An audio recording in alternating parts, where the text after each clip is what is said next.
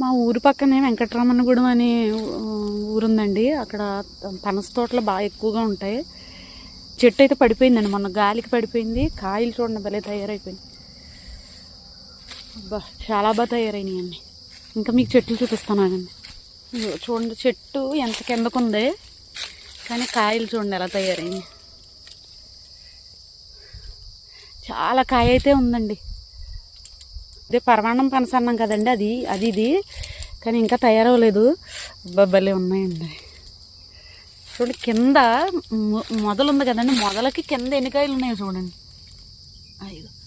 3 కాయలు.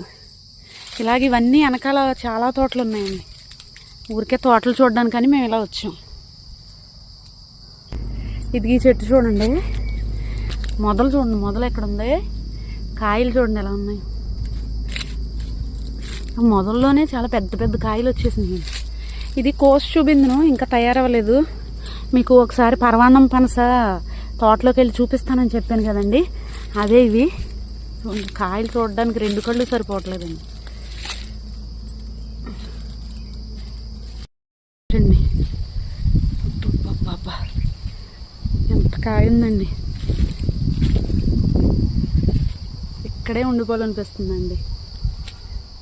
కాయ చూడండి ఎంత కిందకే ఉన్నాయో.